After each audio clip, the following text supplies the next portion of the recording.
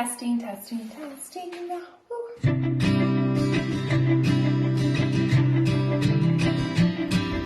I am so happy to be back. I took a little hiatus there in my first trimester because I was so sick, but I'm feeling good and the bump is definitely growing. A bunch of you had requested some more cooking and some of my favorite pasta recipes. I came up with one that I actually cook all the time. It's kind of a puttanesca style dish, but we have some amazing olives, capers, sun-dried tomatoes, and I even add some currants, or you could use raisins to add a little bit of sweetness. So the first thing we are going to do is we are going to cut up our red onion and we're gonna chop our garlic. As you guys all know, I am not a professional chef, so my chopping skills aren't perfect, but I do my best. So you don't want it to sizzle. I think this creates like a little bit of like less of a bitter taste and more of like a sweet taste. So that's just something that's a little different about this particular dish. While your onions and garlic are cooking, I don't know, like 5 minutes in, you can go ahead and add your chili flakes. Now this is, oh, they're sizzling, so that means it's too high. I'm gonna turn it down a little. I like things spicy, so does James. And I think spicy goes with Sophie James wines. So last night when I actually experimented on this with James, he's my guinea pig. Hi James. I did 1 teaspoon of chili flakes. I'm gonna do 1.5 teaspoons today because I thought it could have had a little bit more heat. But really again, like maybe start with a teaspoon and you can add some more on. It's really up to you. Our water is boiling. I'm gonna add some salt, makes it better. And we're gonna add our pasta. So when researching cooking, I learned that it's a big no-no to actually cut your spaghetti in half. I always break it. Always thinking about my little girls and how it's just way too much to have such a long piece of pasta, but apparently it's a big no-no. So we just put it right in like this. And as I said before, I'm using a regular pasta, spaghetti, but there is also an amazing brand that I highly recommend that I'll have in my story that is brown rice based, and it's delicious. So we're gonna go ahead and let this cook for about 10 minutes. It is time to mix up all the ingredients that is really gonna be the base of our pasta sauce. So I have already soaked the currants and the capers, so they're ready to go, and I pre-measured those out. And our onions and garlic and chili flakes sauteed over low heat for 10 minutes, so we're gonna start with that. And I did add a little bit more chili flakes than maybe you want to. I'm gonna go ahead and add my capers, my black cured dry olives. So my apologies here. I can only find them with the pits in, so you do have to de-pit them, but it's worth it. It's like the meat of the pasta, and every single bite with one of these little guys on them is so good. All the measurements are gonna be in my story, so don't worry about taking notes here. I'm gonna add those in. And then my sun-dried tomatoes.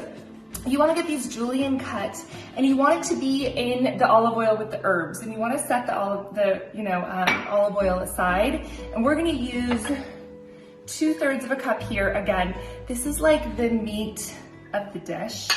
It has such a nice sweetness that I'm pretty obsessed with. So I'm gonna add those. I can even add just like a tiny bit more.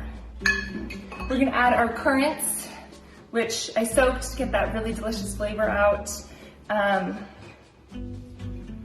then our salt and pepper, 1/2 teaspoon each. I pre-measured this out. All right, stirring all of these ingredients up. It smells so good. I'm gonna be really bad and just like take a little bite.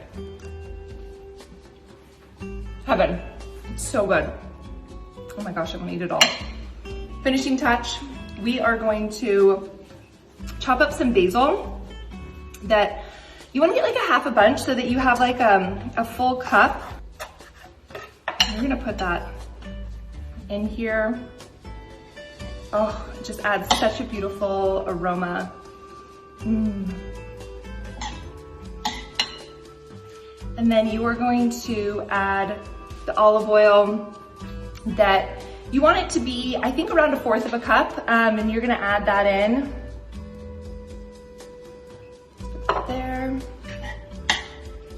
heaven. It smells so good. We have all of our goodies all ready to go. So we are just gonna mix them, combine them up, and mix them all together.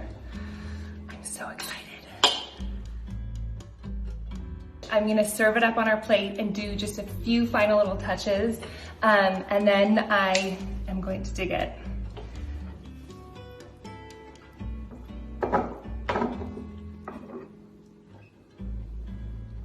So we have plated our dish and we're almost there. I am going to add a little bit of our freshly grated Parmesan cheese.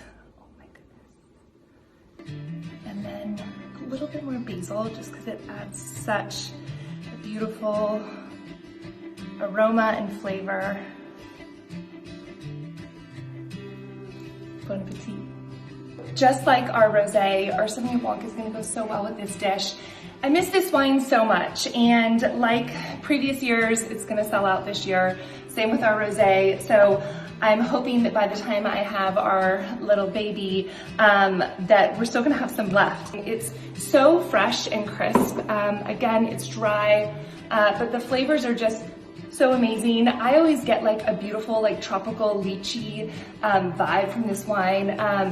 And like a little bit of like apples, and it's just got this beautiful balance of like minerality and oh, I miss it so much. So either one of our wines is gonna go great with this dish, and I really can't wait to hear what you guys think. I feel like one of my number one cravings with this pregnancy has been pasta, so let's see.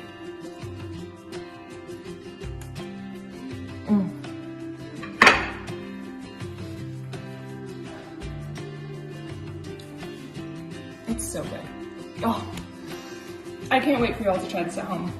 It's sweet, savory, spicy. The only thing that can make it better is a sip of our wine, which you all at home are gonna have to do for me. I miss our wine so much. I know I've said that a lot. But you guys, thank you so much for joining today. I can't wait to see you guys next time. Until then, bye-bye from me, my little bump.